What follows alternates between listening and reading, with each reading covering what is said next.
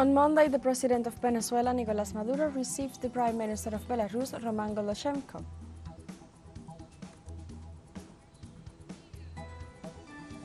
The president of Brazil, Luiz Inácio Lula da Silva, received his Italian counterpart, Sergio Mattarella, on Monday as part of the strengthening of their relations and the signing of bilateral agreements.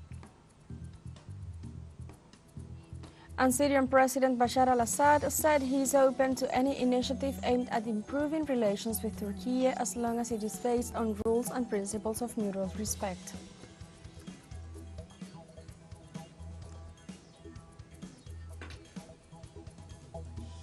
Hello and welcome to From the South. I'm Alejandra Garcia from teleSUR studios in Havana, Cuba. We begin with the news. On Monday, the president of Venezuela, Nicolás Maduro, received the prime minister of Belarus, Roman Goloshenko. During the meeting, they took stock of the agreements signed between the two countries in 2023 and the path of cooperation, which Maduro described as the time as a new beginning in bilateral relations. In this regard, both authorities shared their vision for the future and reiterated their commitment to strengthen cooperation on strategic sectors. They also agreed to create spaces for the further growth of the strategic alliance and discussed the upcoming presidential elections on July 28th, in which a Belarusian delegation will participate as international observer. Likewise, the Prime Minister of Belarus, together with the Minister of Foreign Affairs of Venezuela, Ivan Gil, paid homage to the liberator Simón Bolívar with a floral tribute at his tomb in the National Pantheon. The ceremony was also attended by the Vice Minister of Foreign Affairs for Europe, Koromoto Godoy, and the delegation accompanying the high official of the government of Belarus. The authorities signed the Book of Visits to the mausoleum where the mortal remains of the father of the homeland rest to strengthen the relations of brotherhood and cooperation between both nations.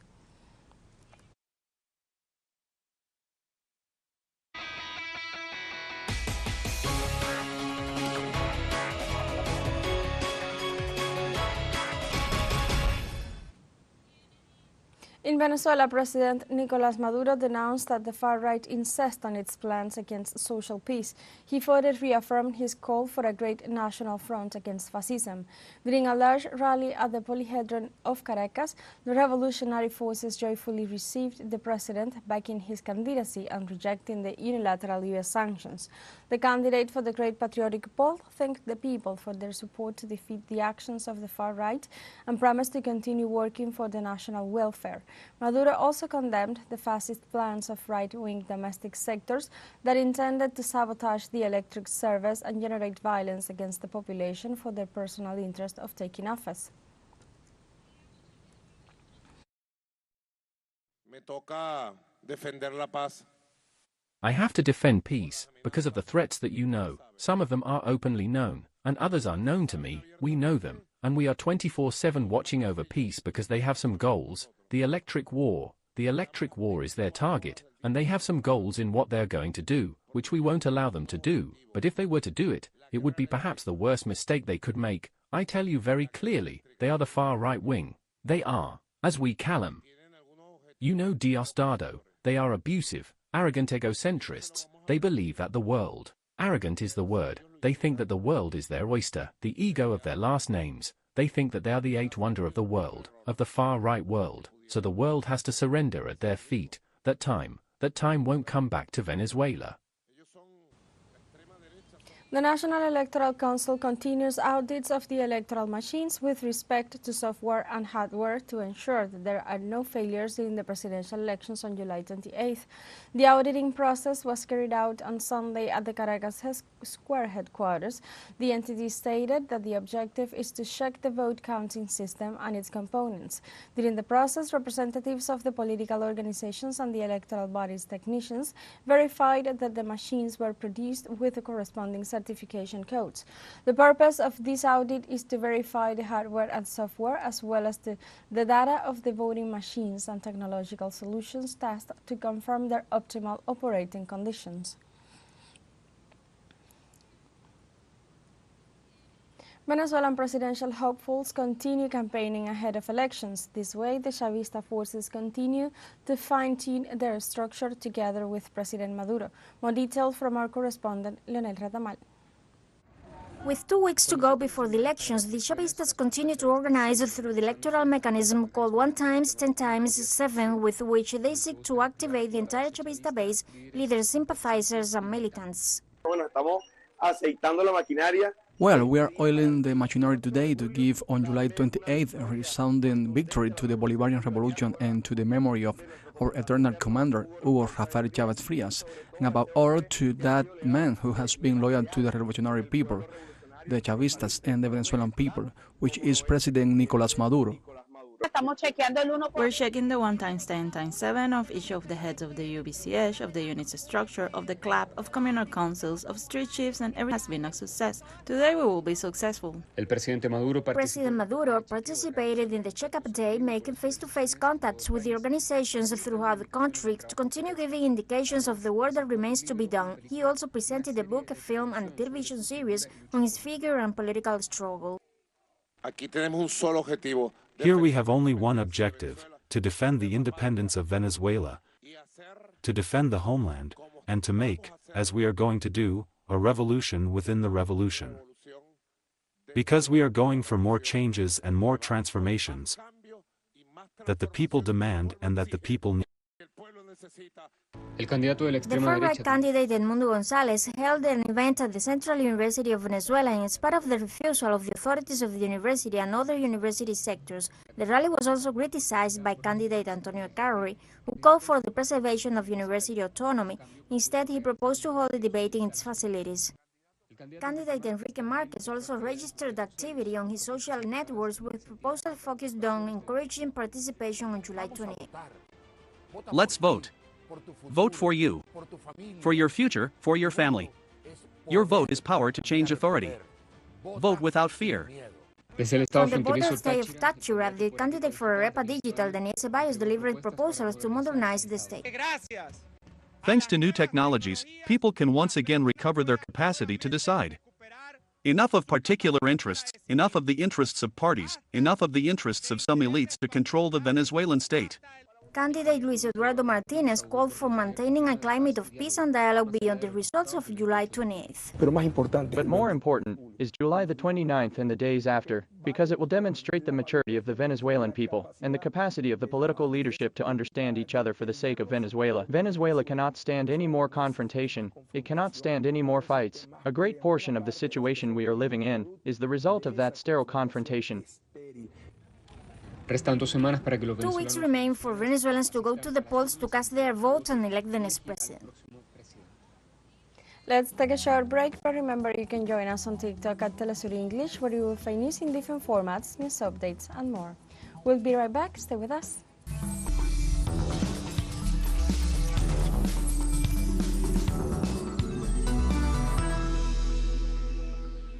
Welcome back.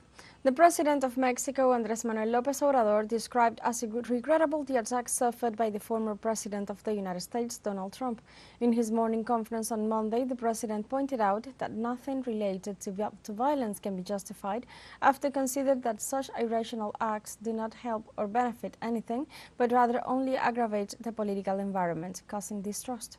López Obrador ruled out that the attacks suffered by the former President of the United States will have consequences in Mexico.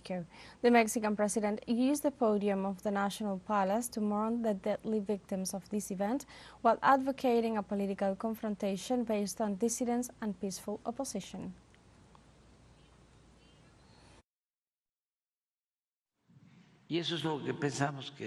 And that is what we think, that there should be no violence in the elections.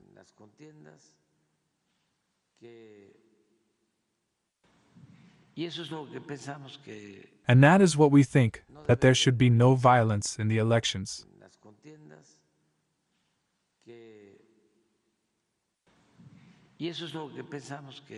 And that is what we think, that there should be no violence in the elections.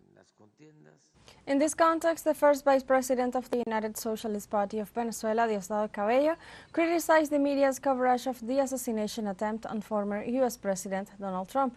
He explained that the media empires are comparing the attack with the criminal actions of the extreme right wing in the South American country. Cabello pointed out that the Venezuelan people do not deserve the shed blood because of the attempts of the right wing to destabilize the country. He also affirmed the revolution is the best option to guarantee peace and economic stability in the nation. Moreover, he stated that Venezuela condemns the acts of violence that took place on Saturday against U.S. presidential candidate Donald Trump.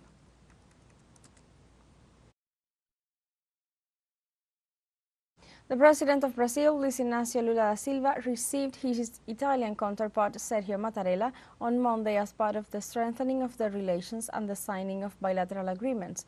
During the meeting, the parties discussed topics such as Brazil's interest in signing trade agreements between Mercosur and the European Union, as well as environmental protection and renewable energies. Both states agreed with the two-state theory to put an end to the conflict in Palestine, the call for peace in Ukraine and in the Middle East. The heads of state also highlighted the negotiations underway at the G20, chaired this year by Brazil, and the G7 to strengthen the fight against hunger and poverty in the world.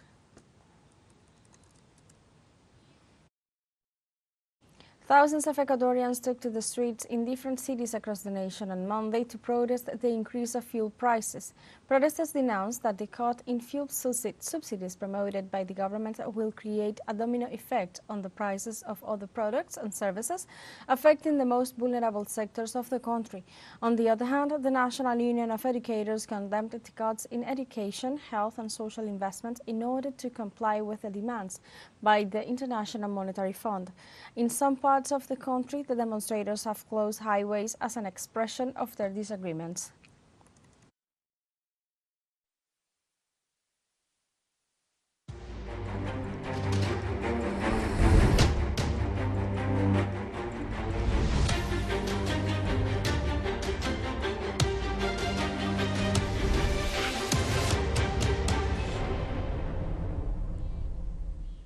The Israeli government announced plans to encircle occupied East Jerusalem by expanding a block of settlements that will house 100,000 Jewish citizens over the next 4 years.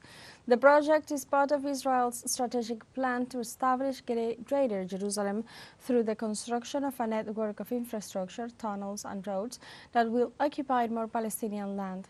The project will extend from the Israeli northward city of Nazareth to Beersheba in the south of the region, crossing the occupied West Bank to connect with the settlements in that territory. On Monday, the president of the Palestinian National Council, Rawi Fatou, accused Israel of increasing the number of massacres in the Gaza Strip. In this regard, Fatou denounced that the latest massacres perpetrated by Israel on the school of the United Nations Relief and Works Agency for Palestine Refugees and the humanitarian zone of Mawasi. In the meantime, the Palestinian leader also called on the United Nations and global organizations to protect the rights of women and minors.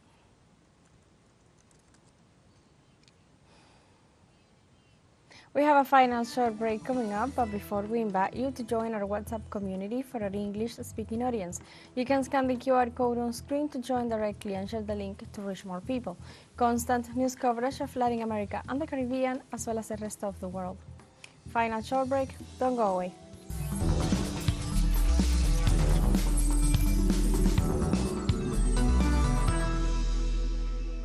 Welcome back to From the South. In Russia, at least 5 people were killed and 26 others injured after a gas cylinder explosion in the Chechnya region. The incident occurred at a construction site in the village of Bashinkal, where all the victims are workers of a local hydroelectric power plant. According to preliminary information from the authorities, the people affected by the explosion were taken to the hospital with various degrees of burns. It is still unknown how many people were at the site and the exact causes of the explosion. In Somalia, at least 9 people were killed and 20 others injured after a terrorist car bomb attack in the capital, Mogadishu. In this sense, police authorities reported that the car exploded in front of a coffee shop in the Bondir neighborhood, where locals were watching the final of the UEFA Euro Cup championship held in Germany. The explosion, which also caused material damage to vehicles parked in the vicinity, occurred in the context where 5 members of the extremist group Al-Shabaab were in prison and 3 guards were killed on Saturday in a shootout during an escape attempt of the inmates in Mogadishu Central Prison. Syrian President Bashar al-Assad said he is open to any initiative aimed at improving relations with Türkiye as long as it is based on rules and principles of mutual respect. In the statement to the press, after casting his vote during the country's parliamentary elections on Monday, the Syrian president described as positive the request by Turkish President Recep Tayyip Erdogan to meet with him to discuss the improvement of relations between the two nations. Al-Assad also highlighted that so far negotiations have been conducted on the basis of clear principles of international law and sovereignty.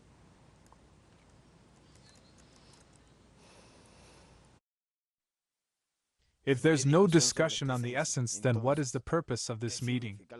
Syria seeks to achieve results that satisfy the interests of both countries. On Sunday, the leader of the left-wing Communist Party of Nepal, Sharma Oli, got appointed for his 4th term as the country's prime minister. Oli held this position for the first time in 2015 and also served as head of the government from February 2018 to July 2021 in 2 separate terms. Precisely, Oli won the appointment after banking on the support of 166 lawmakers, including 88 from the Nepali Congress. It should be emphasized that the minimum number of seats needed in the 275-member House of Representatives to form a government is 138.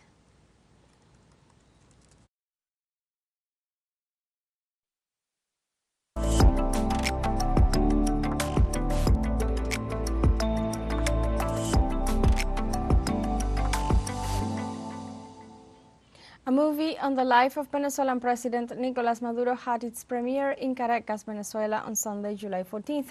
The film, titled Nicolás, describes different stages in the life of the current president and candidate in the elections. Our special envoy, Juno Suner, with the details.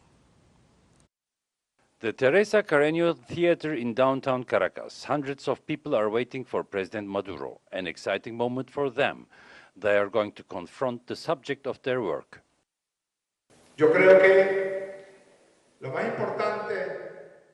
I believe that the most important thing in this film titled Nicholas is that perhaps we can find in it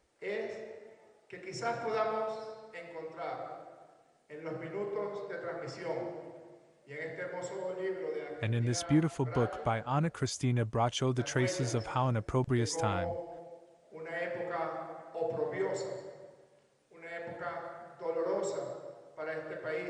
a painful time for this country, the 30 years of the 60s, 70s and 80s,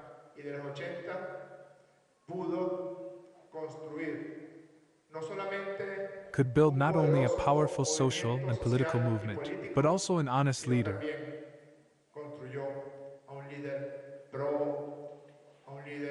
a leader with a great sense of ethics and morals,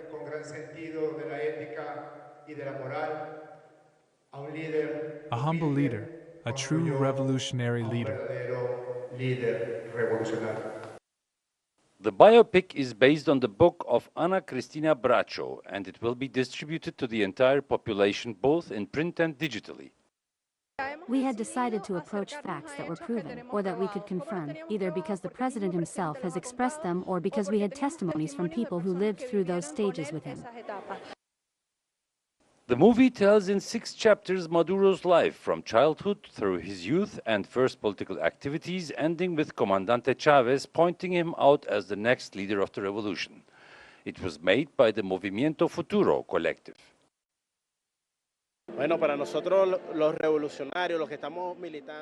For us revolutionaries who are volunteer militants in the Movimiento Futuro, it's a wonderful experience so that our young people learn about the life of this distinguished and exemplary Venezuelan who is Nicolás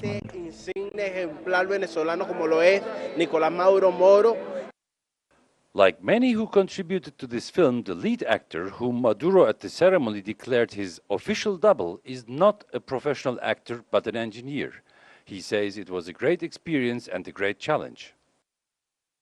The origins of Nicolas Maduro's humanity comes from his struggle, from his social struggle, his trade union struggle, from his love for sports, the values that forged him. Without a doubt, the values needed to lead a nation are reflected in the film, and they are the ones that formed Nicolas Maduro as a humble president, as president with solidarity principles. The spectators reacted during the screening. Sometimes they shouted "Viva Chavez," sometimes they applauded when romantic situations between Nicolas and his later wife, Celia Flores, were shown. I cried, I remembered our ever-present Chavez. It was a very beautiful film, a movie that shows the reality of our country, what has been happening for years, and let's hope that from now on we continue in revolution, in the process and with President Nicolas Maduro. The movie was completed in just 1 month. The 6 chapters will be presented one every day on the networks. The president himself, present in the theater, invited to watch them, but his emphasis was on the future. If life has been good, intense, strong, but beautiful, what is to come will be more beautiful. This is called hope. This is called certainty.